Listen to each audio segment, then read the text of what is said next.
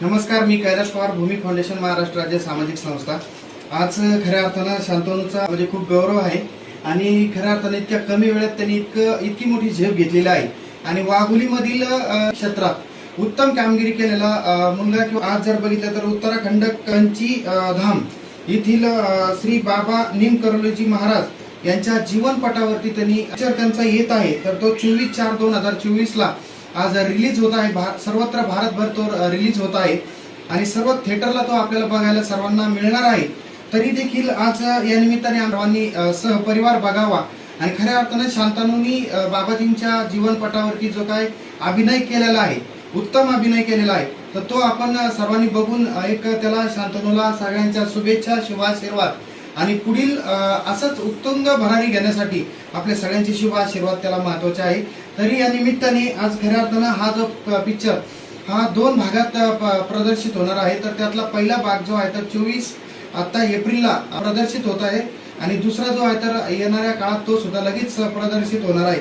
आणि मला वाटतं शांतनूने आता सांगितल्याप्रमाणे पहिला चित्रपट असेल का हे दोन्ही भाग योगायोगाने एकत्र करण्यापेक्षा लगेच प्रदर्शित होत आहे। तर त्यामुळं अत्यंत हा अभिमानास्पद आमच्या वाघोलीकरांसाठी ही गोष्ट आहे आणि त्यातल्या त्यात संजय सर असतील, मीना गागरे मॅडम असतील, यांची पण सतत धडपड सुरू असती आणि त्याच्या अभिनयाच्या पाठीमागं खऱ्या अर्थानं हे दोघं दाम्पत्य खूप सातत्यानं त्याच्यासाठी खूप मनापासून मेहनत घेत आहे, मनापासून खूप धडपड करत आहे।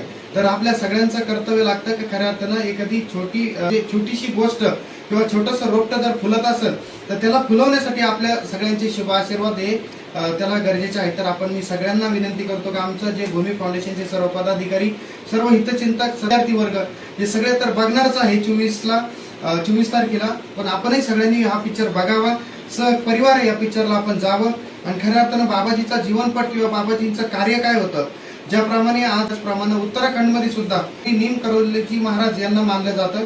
तर त्यामुळं ह्या पिक्चरच्या माध्यमातून किंवा या चित्रपटाच्या माध्यमातून बाबाजींचा जीवनपट आपल्याला कळेल आणि खऱ्या अर्थानं त्यांचं जीवन कसं होतं किंवा त्यांनी जे संतांची जी भूमिका होती किंवा कशा स्वरूपाचं त्यांनी जे काय त्यांचं जीवन त्यांनी जे अर्पित केलेलं आहे समाजासाठी, ते आज शांतनूच्या आज अभिनयातून आपण बघणार आहोत। तर त्यामुळे मी शांतनूला खूप खूप आमच्या सगळ्यांच्या वतीनं शुभेच्छा देतो आणि पुन्हा त्याला पुढच्या भविष्याच्या वाटचालीसाठी सुद्धा खूप खूप हार्दिक शुभेच्छा। धन्यवाद।